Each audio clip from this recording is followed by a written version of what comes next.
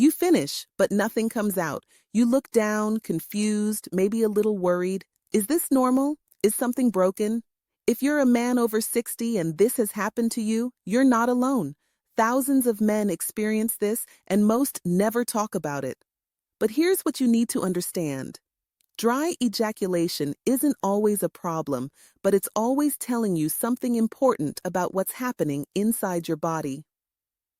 Welcome to Prime Health Lab, where we break down men's health without the confusion or embarrassment. I'm here to help you understand what's really going on with your body so you can make informed decisions about your health. Today, we're diving deep into dry ejaculation, what causes it at the biological level, and what it actually means for your overall wellness. If you want more honest, clear information about men's health as you age, hit that subscribe button. We're building a community of men who refuse to accept decline as inevitable. So let's start with the most important question. What exactly is dry ejaculation and why does it happen? Dry ejaculation, medically called anejaculation, means you experience the sensation of orgasm, but little to no semen is released.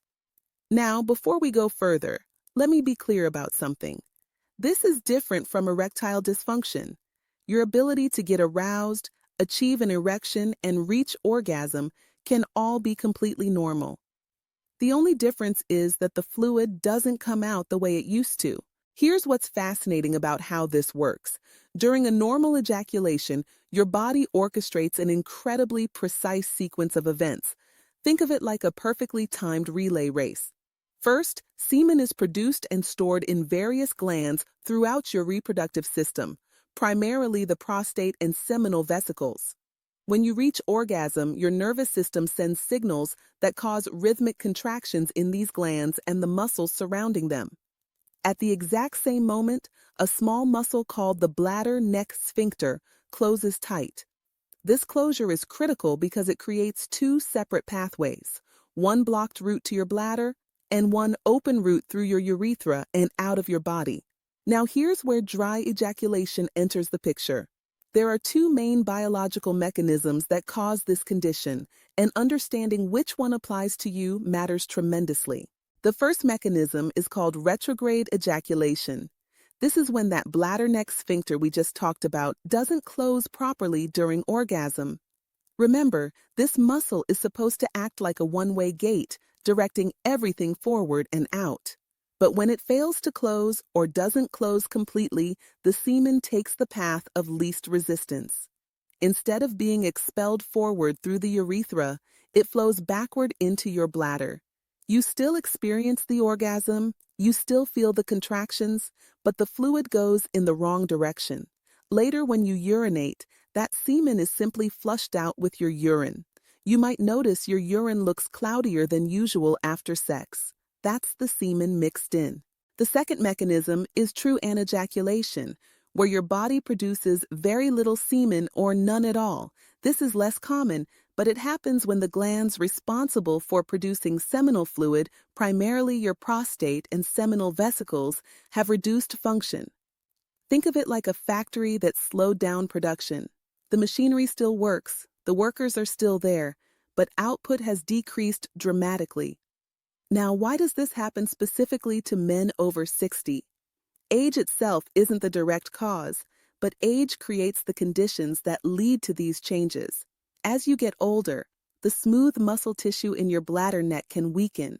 The nerves that control these muscles can become less responsive. Circulation to the pelvic region often decreases, affecting the health and function of all the tissues in that area. But here's what's really important to understand. Dry ejaculation is usually a symptom, not a disease. It's your body's way of signaling that something else is going on. The most common underlying causes include diabetes, which damages the nerves controlling the bladder-neck sphincter. Prostate surgery or radiation treatment, which can physically alter the anatomy or damage nerves in that region. Certain medications, particularly alpha blockers used for blood pressure or prostate issues, which relax the bladder neck muscle and prevent it from closing.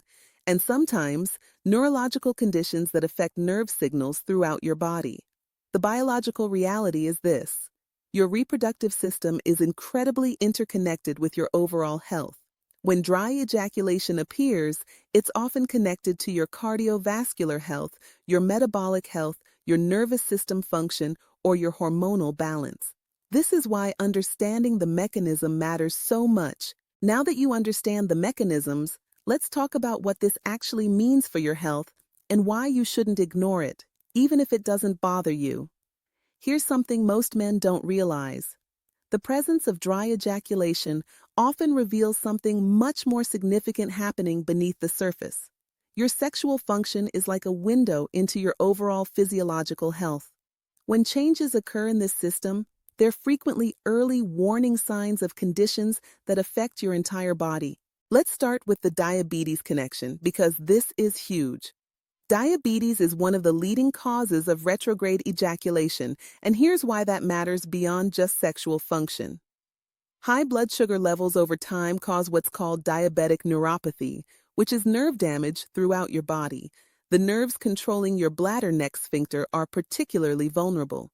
But here's the critical point. If diabetes has progressed far enough to cause dry ejaculation, those same elevated blood sugar levels are also damaging blood vessels in your heart, your kidneys, your eyes, and your extremities. Dry ejaculation isn't just about sex. It's a red flag that your metabolic health needs immediate attention.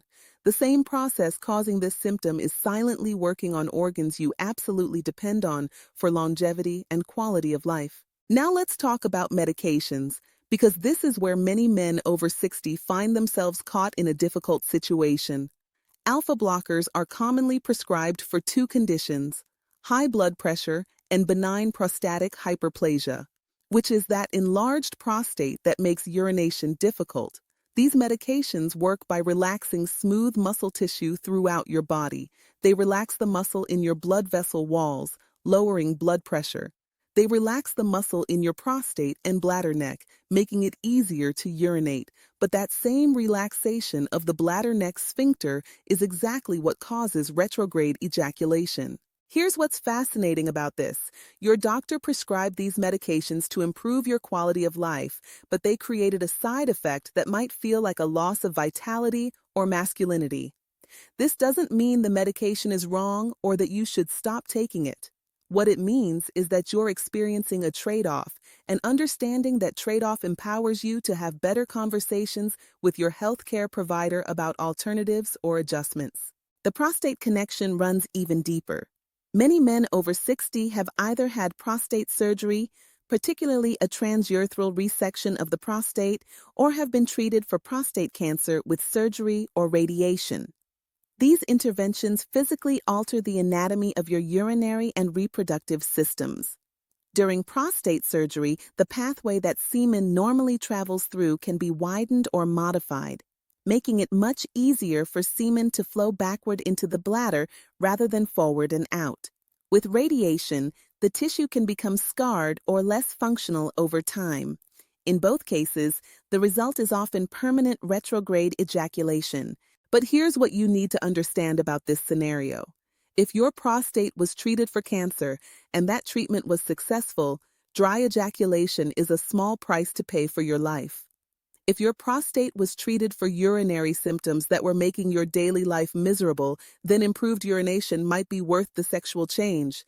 The key is knowing this ahead of time, being prepared for it, and not interpreting it as some personal failure. Now let's address the hormonal aspect, because this is where things get really interconnected. As men age, testosterone levels naturally decline. Lower testosterone doesn't directly cause dry ejaculation, but it does affect the health and function of the tissues throughout your reproductive system. Your prostate, your seminal vesicles, and the muscles involved in ejaculation all depend on adequate testosterone to maintain their size, strength, and secretory function. When testosterone drops significantly, semen volume decreases, the force of ejaculation weakens, the glands produce less fluid.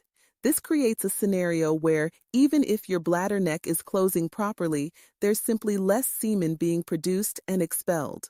What makes this particularly important is that low testosterone isn't just about sexual function either.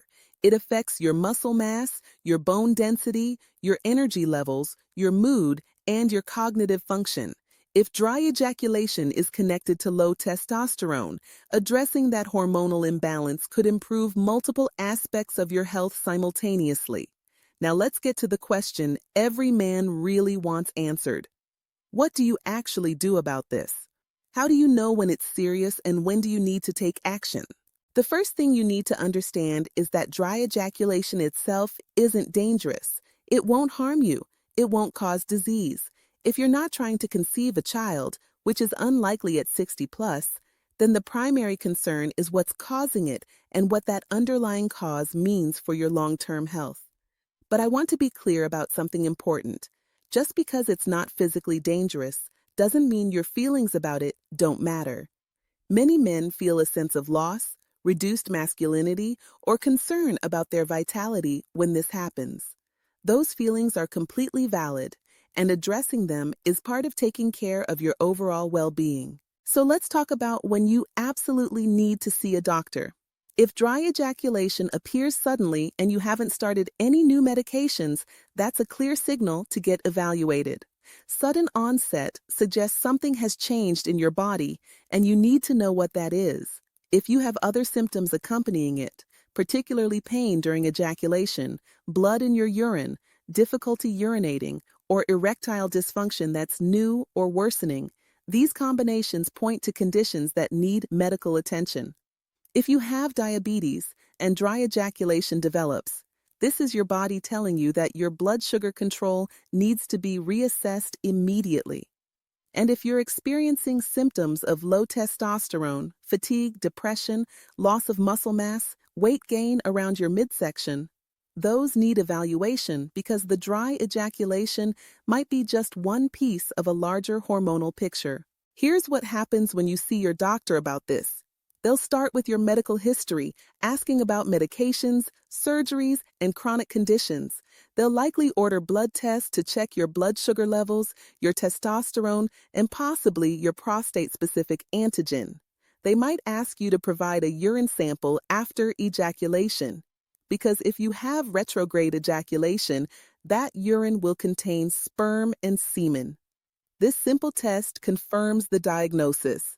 Depending on what they find, they might refer you to a urologist who specializes in male reproductive health. Now, treatment depends entirely on the cause. If medication is responsible, your doctor might adjust the dosage, switch you to a different medication, or change the timing of when you take it. Some men find that taking alpha blockers at night rather than in the morning reduces the impact on sexual function. If diabetes is the culprit, the focus shifts to dramatically improving blood sugar control through diet, exercise, medication adjustments, or all three. Better metabolic control won't necessarily reverse nerve damage that's already occurred, but it will prevent further progression and might improve function to some degree. If retrograde ejaculation is caused by prostate surgery and it's bothering you, there are medications that can help tighten the bladder neck sphincter. These include certain antihistamines and decongestants that have the side effect of tightening smooth muscle.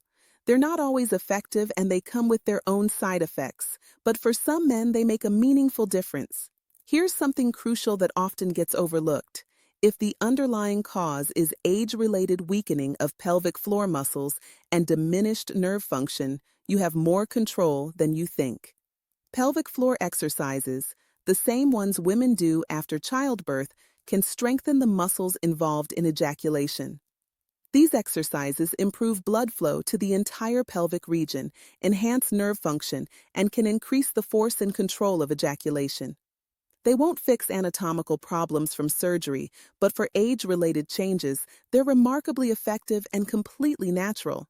But here's the deepest truth about this entire topic.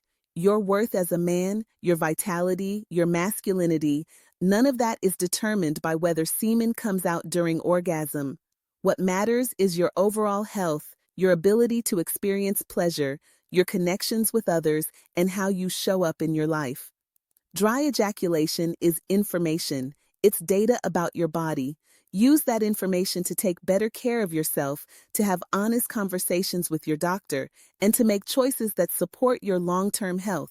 But don't let it define you or diminish how you see yourself. Here's what I want you to take away from this. Your body is always communicating with you. Dry ejaculation is one of those messages. The question is, are you listening? If this is happening to you, schedule that appointment. Get the blood work. Have the honest conversation with your doctor. And remember, taking action on your health isn't weakness. It's the most powerful thing you can do. If this video helped you understand something you've been worried about, share it with someone who needs to hear it. We're building a community of men who face aging with knowledge, not fear. I'll see you in the next one.